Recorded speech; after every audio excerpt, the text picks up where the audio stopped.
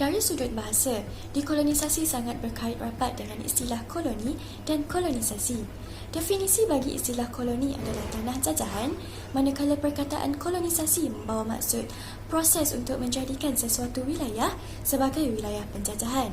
Dekolonisasi pula bermaksud proses untuk membebaskan sesuatu wilayah daripada kuasa penjajah.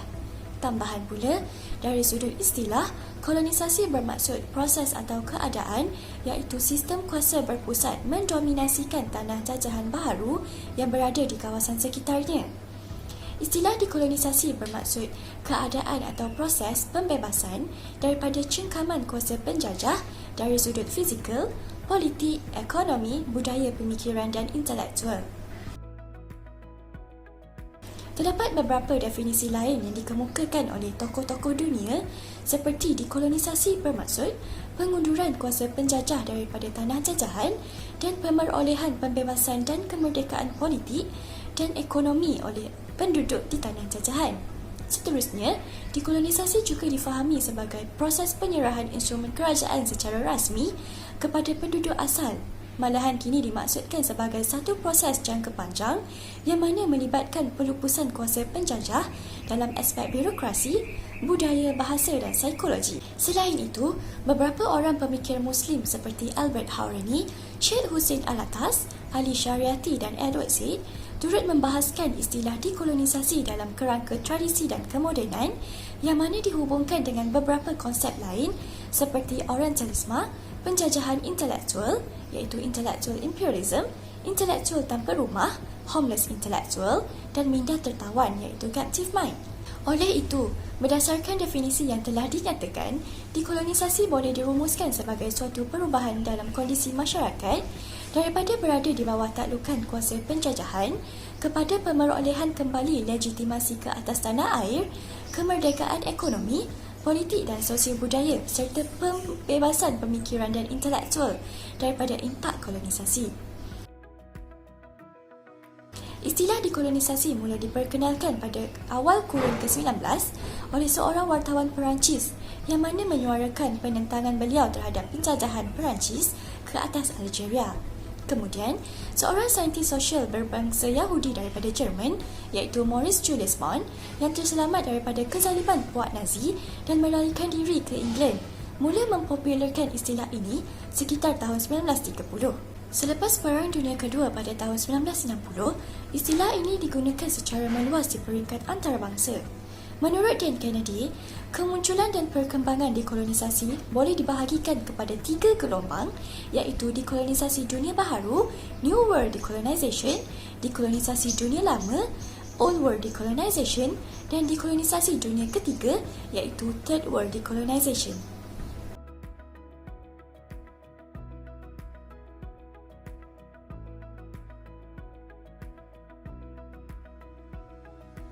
Terima kasih Wawa.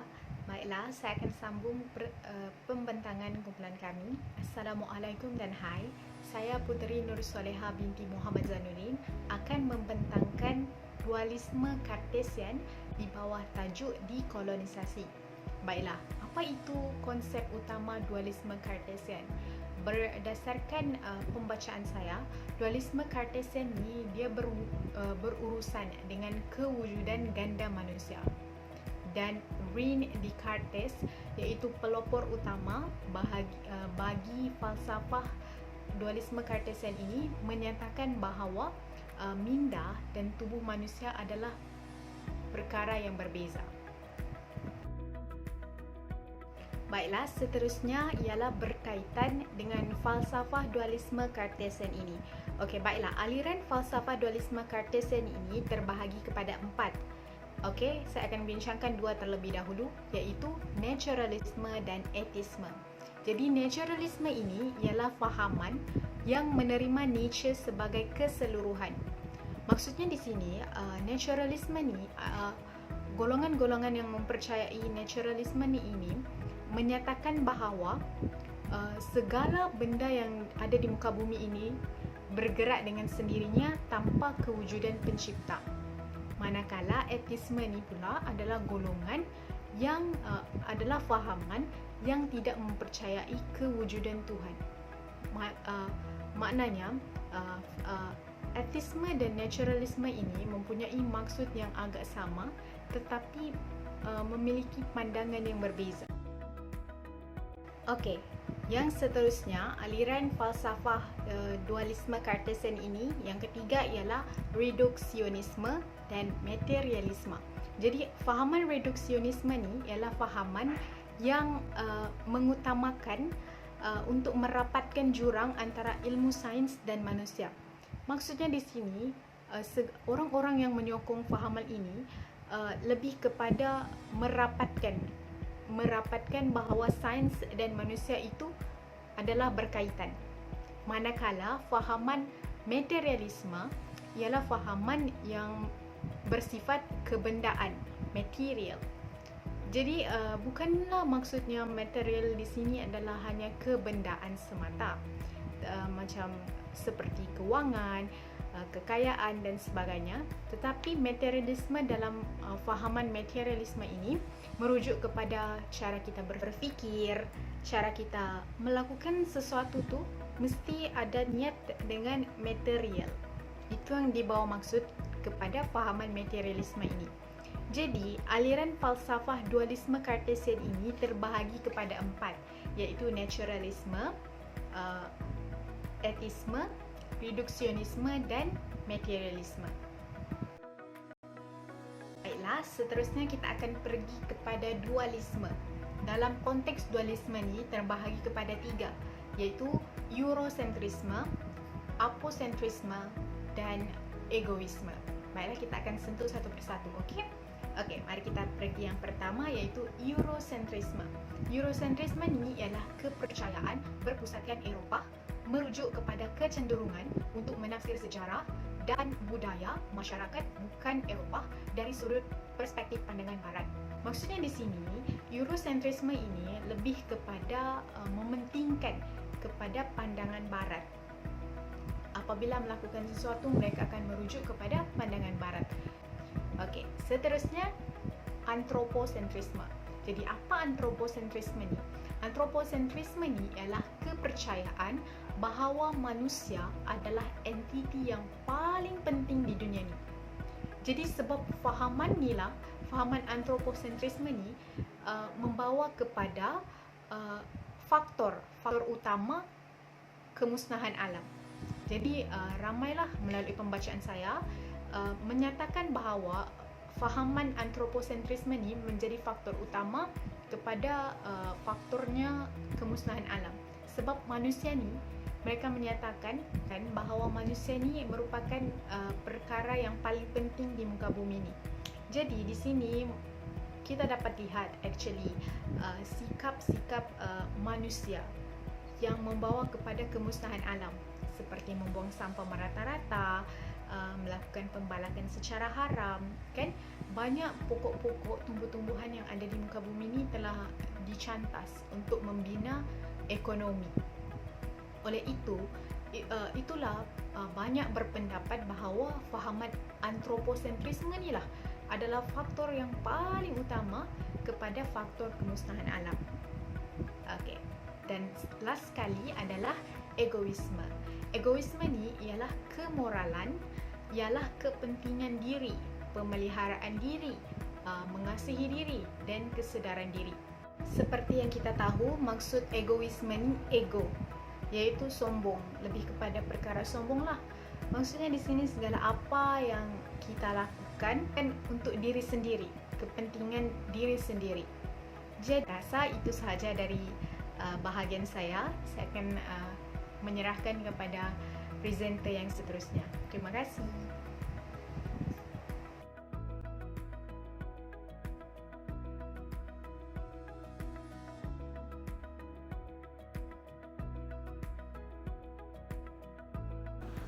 Kini tiba di giliran saya. Seperti yang kita tahu, tanah Melayu pernah dijajah oleh penjajah dari Eropah dan juga kuasa-kuasa besar seperti British, Jepun dan juga Portugal. Sedikit sebanyak ia memberi impak dalam pelbagai aspek di tanah air ini.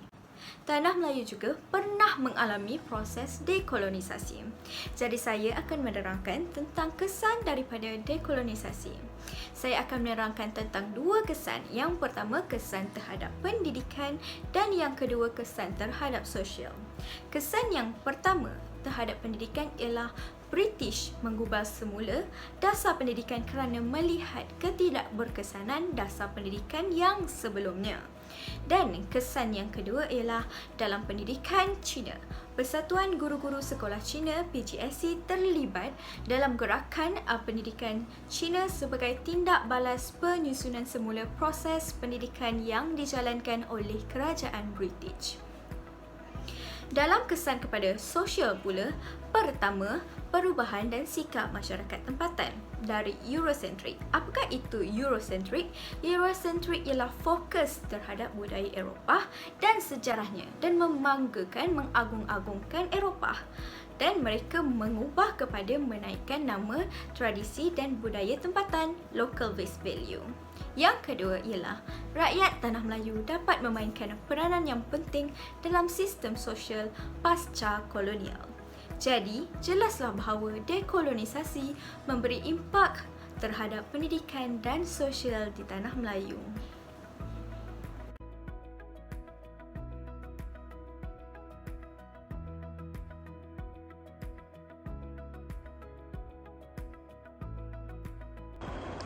Assalamualaikum warahmatullahi wabarakatuh.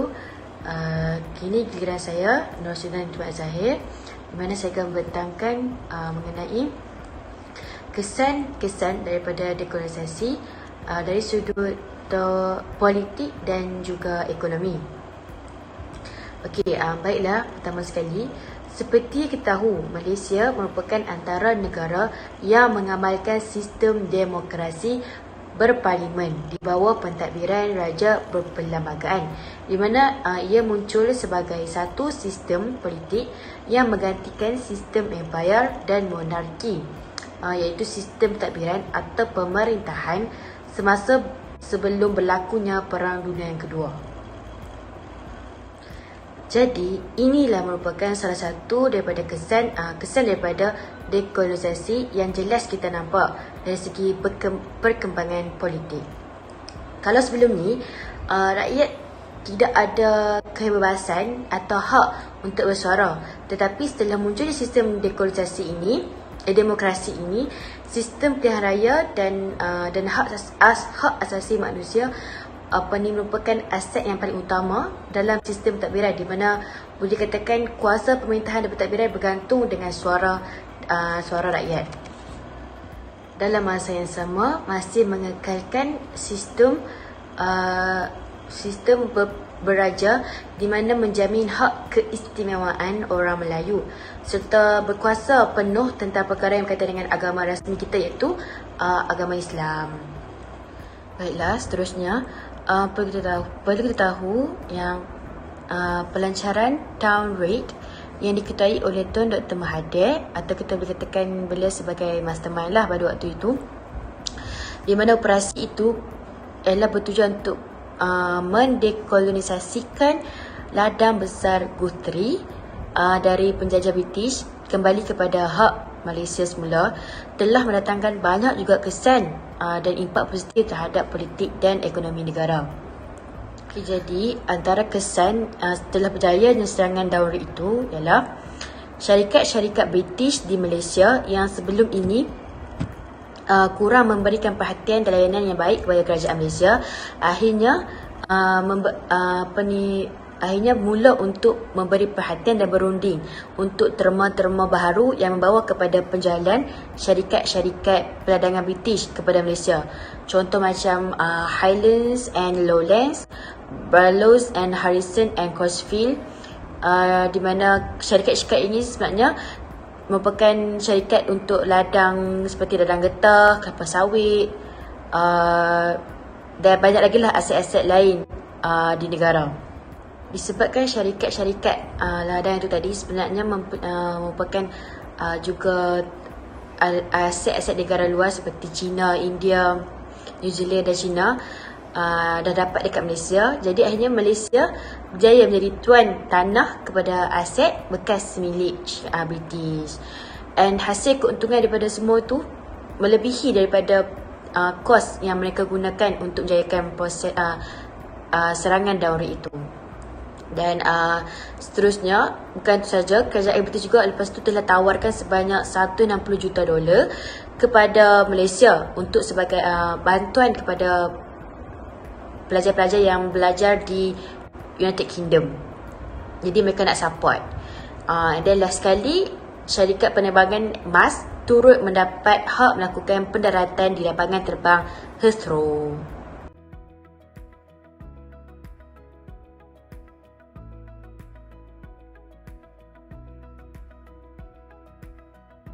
Assalamualaikum dan salam sejahtera. Nama saya Nursara binti Boleh dan saya akan membentangkan tentang hubung kait dekolonisasi dalam bidang pendidikan. Sebagai seorang bakal pendidik yang bertauliah, kita perlu sedar bahwa proses dekolonisasi ini berkait rapat dengan sistem pendidikan. Hal ini kerana kolonisasi ini merangkumi dari segi pemikiran, budaya, nilai dan tata susila tempatan dan bukan setakat aspek fizikal sahaja.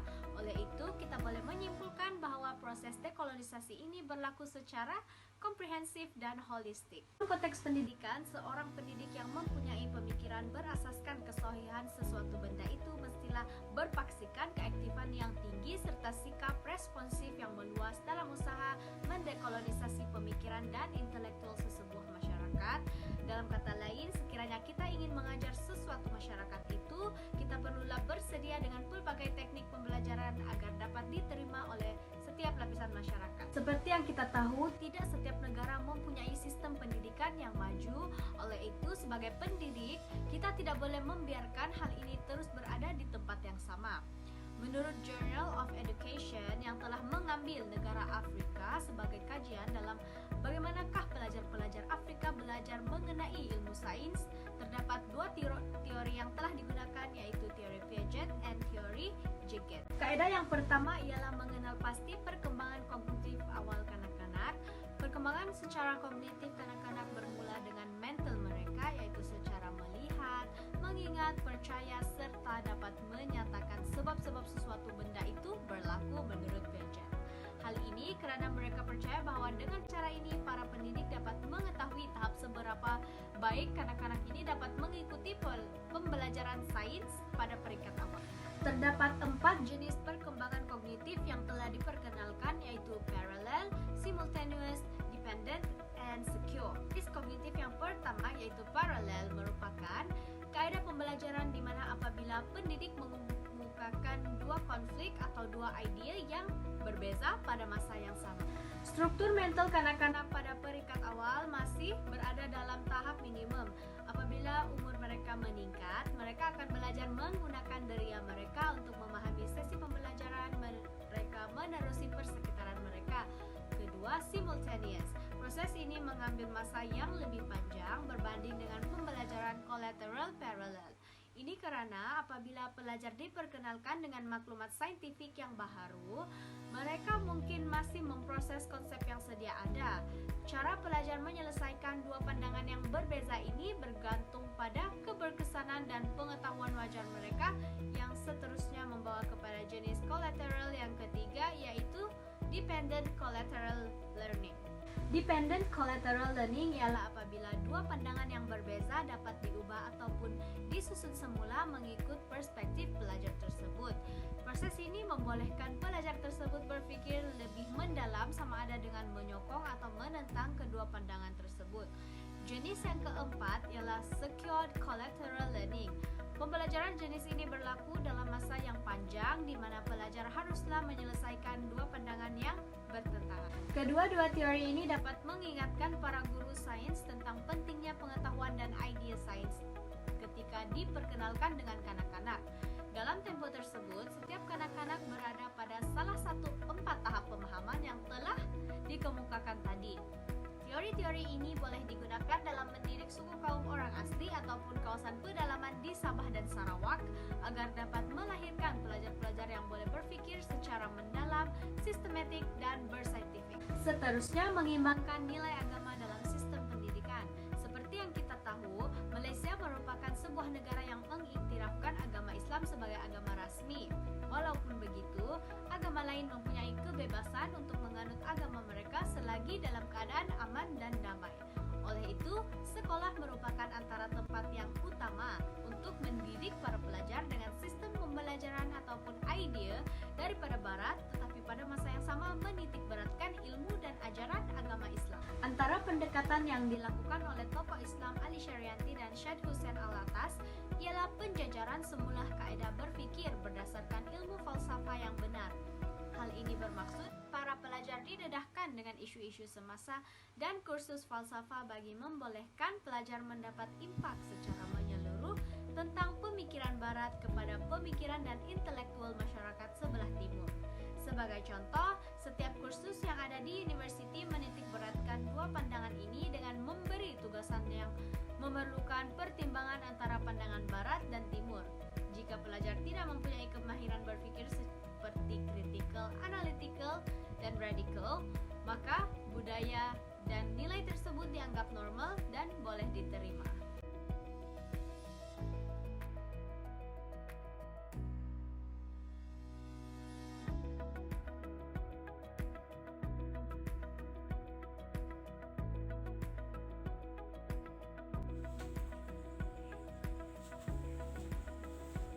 Kesimpulannya, dekolonisasi amat memberi kesan kepada banyak cabang dalam kehidupan untuk semua rakyat Malaysia, tidak kira bangsa dan agama. Kesan yang diterima bukanlah kesan negatif semata-mata, malah ianya juga meninggalkan kesan positif kepada kita. Sebagai contoh, dekolonisasi yang berlaku dalam bidang pendidikan semasa penjajahan British di Tanah Melayu. Sekolah vernacular diwujudkan sehingga sekarang dan ianya masih utuh di bumi kita. Melalui sekolah vernacular ini, murid-murid yang berbangsa Melayu dapat mempelajari serta mendalami bahasa Mandarin dan juga bahasa Tamil di sekolah-sekolah yang diasaskan. Hal ini akan memberikan kelebihan kepada murid tersebut apabila melonjak ke usia dewasa nanti, di mana bahasa Mandarin dan bahasa Tamil menjadi salah satu syarat dalam sesebuah syarikat, terutamanya yang syarikat yang dipegang serta diterajui oleh bangsa China dan India. Namun begitu, janganlah kita sesekali leka dan lalai akan perubahan negatif yang dibawa oleh pihak Barat. Penjajahan yang dilakukan hanyalah untuk menguasai serta membawa perubahan yang mana ianya akan mendorong kita ke arah konsep Barat dan melupakan konsep ketuhanan yang telah ditanam dalam jiwa kita sejak azali lagi. Malah perpaduan kaum juga kian terhakis kesan daripada kejadian ini. Sebagai contoh, sekolah vernacular yang diwujudkan telah memisahkan kaum Melayu, Cina dan India daripada bersatu padu serta bekerjasama sebagai satu pasukan. Dekolonisasi ini mungkin boleh terjadi untuk kali keduanya kerana kelalaian yang kita sering lakukan. Sebagai contoh, minda anak muda yang sedikit demi sedikit dijajah melalui aplikasi-aplikasi yang melalaikan seperti TikTok dan Instagram dan sebagainya.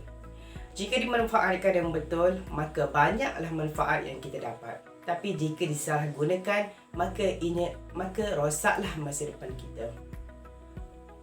Akhir kalam, kami amat berharap agar semua rakyat Malaysia bersatu padu sepenuh jiwa dan raga agar negara kita tidak dijajah untuk kesekian kalinya. Bersatu kita membangun bersama. Sekian, terima kasih.